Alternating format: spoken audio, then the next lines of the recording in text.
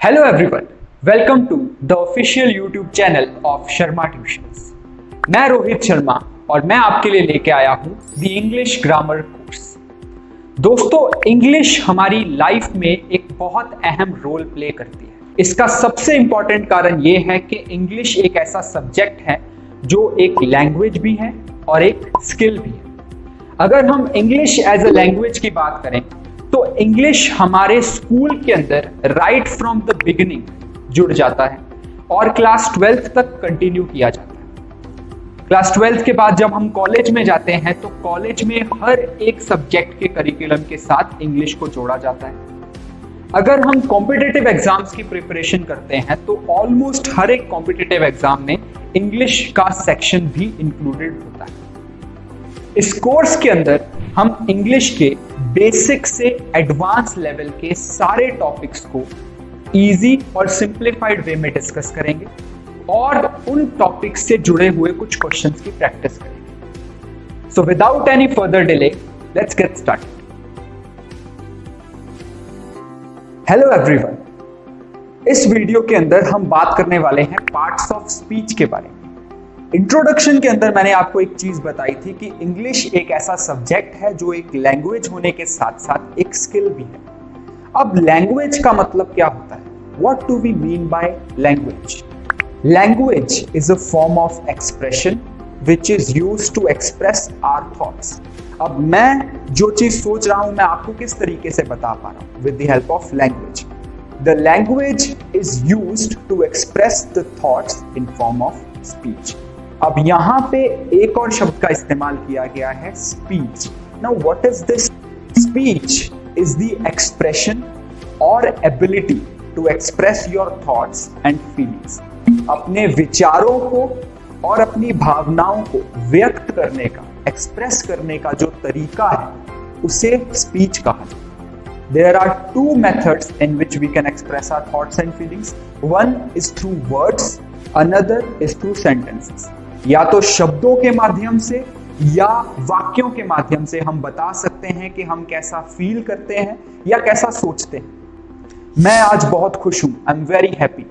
मैं बहुत उदास हूं, I am very sad.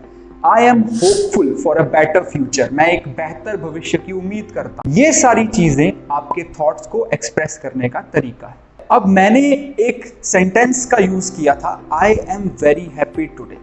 Now imagine अगर मैं इस सेंटेंस में आने वाले वर्ड्स की जगह इधर से उधर कर दूं तो क्या मैं वही सेम चीज एक्सप्रेस कर पाऊंगा जो मैं अब कर पा रहा हूं? नहीं। अब ये चीज एंश्योर किस तरीके से की जाती है?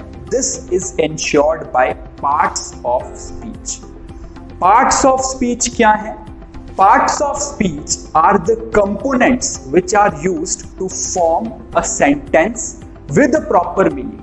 ऐसा सेंटेंस बनाने में जिसका एक प्रॉपर मीनिंग हमें पता चले, जिन कंपोनेंट्स का हम इस्तेमाल करते हैं उन्हें पार्ट्स ऑफ स्पीच कहा जाता है। अब पार्ट्स ऑफ स्पीच ना केवल सेंटेंस को प्रॉपर फॉर्म में बनाने में इस्तेमाल किए जाते हैं, बट ऑल्सो वर्ड्स का सही मतलब बताने में भी किए जाते हैं। For example, this book is written by Mahatma Gandhi.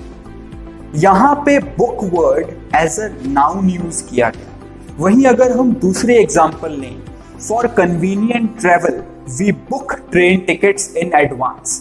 अब इस केस में बुक वर्ड का इस्तेमाल एज अ वर्ब किया गया है। अब बात करते हैं पार्ट्स ऑफ स्पीच के टाइप्स की। There are 8 different parts of speech, जिसके अंदर noun, pronoun, verb, adverb, adjectives, prepositions, conjunctions and interjections आते हैं। चलिए सबसे पहले शुरुआत करते हैं नाउन से। Noun is the name of person, place, animal, things, ideas and thoughts.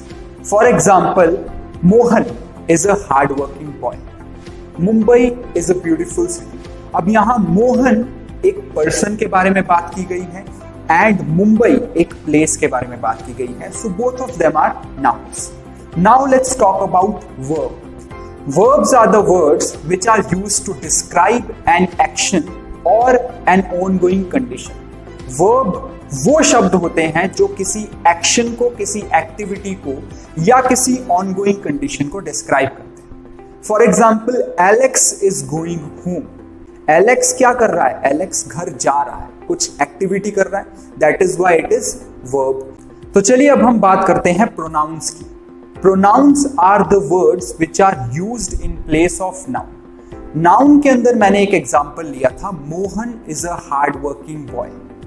अब मोहन एक हार्ड वर्किंग बॉय क्यों है?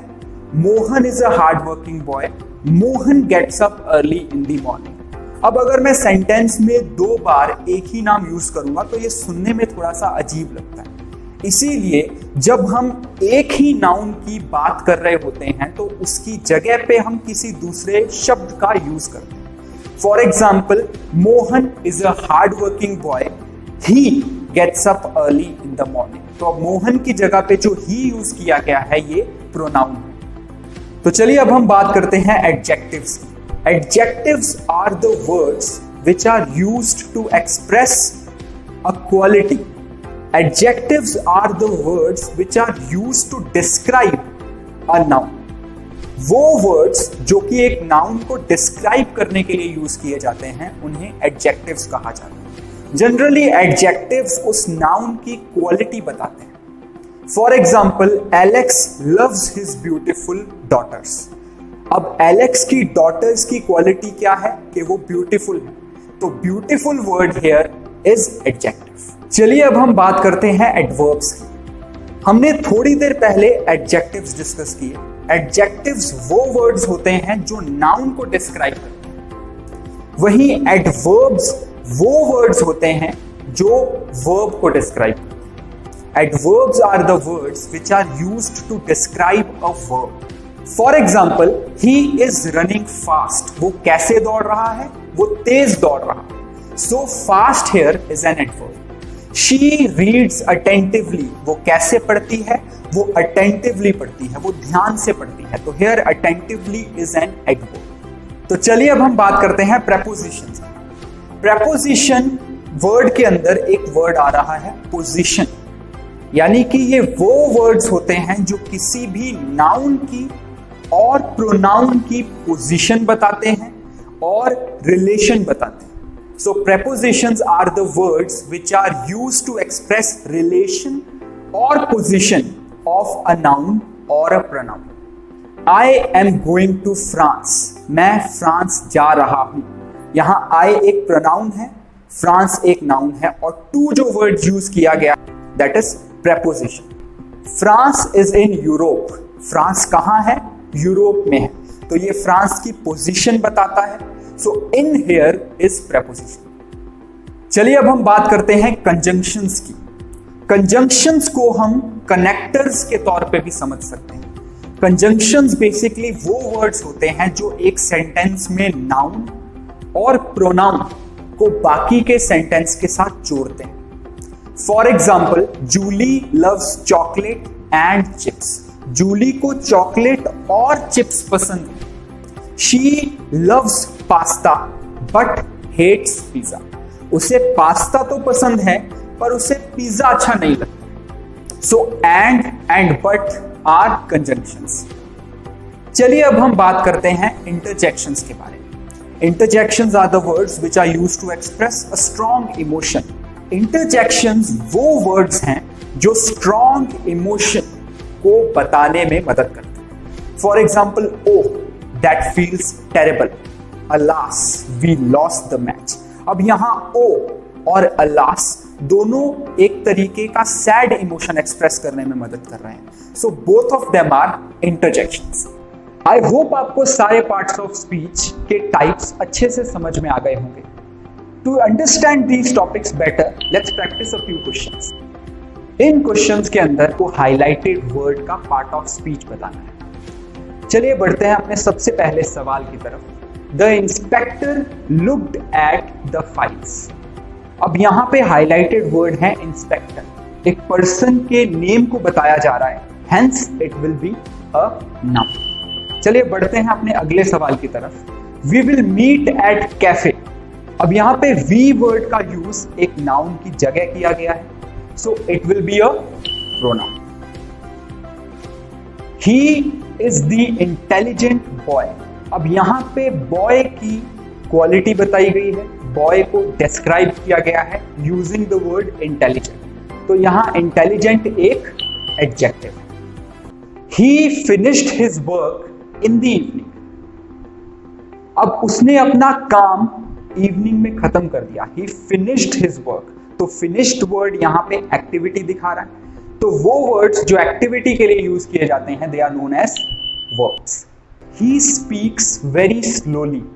अब यहां पे स्पीक एक वर्ब है और उस वर्ब को डिस्क्राइब किया गया है यूजिंग द वर्ड स्लोली। तो ये स्लोली क्या हुआ? It is an adverb. He entered into the room. वो रूम के अंदर एंटर किया। तो यहां पे रूम के अंदर एंटर करने वाले पर्सन की पोजीशन बताई गई। तो जो वर्ड्स पोजीशन बताते हैं उन्हें प्रेपोजिशन कहा जाता है। चलिए बढ़ते हैं अगले सवाल की तरफ। Employees were very tired but they came to the office. Employees बहुत थके हुए थे लेकिन फिर भी वो ऑफिस आए। यहां दोनों सेंटेंसेस को कनेक्ट किया गया है using the word but. So but will be a conjunction. Let's move to the another question. Oh, I'm late for the office. अब यहां पे जो वर्ड oh यूज किया गया है ये एक स्ट्रॉन्ग इमोशन दर्शाता है। तो जो वर्ड्स स्ट्रॉन्ग इमोशन बताते हैं they are known as interjections. तो इस वीडियो के अंदर हमने पार्ट्स ऑफ स्पीच के सारे टाइप्स को ब्रीफली स्टडी किया। आने वाले वीडियोस के अंदर हम इन सारे पार्ट्स ऑफ स्पीच और इनके टाइप्स को डिटेल में स्टडी करेंगे और इनके क्वेश्चंस को प्रैक्टिस करेंगे। Thanks for watching this video. If you found our content helpful, don't forget to share this video and subscribe our channel. Happy learning.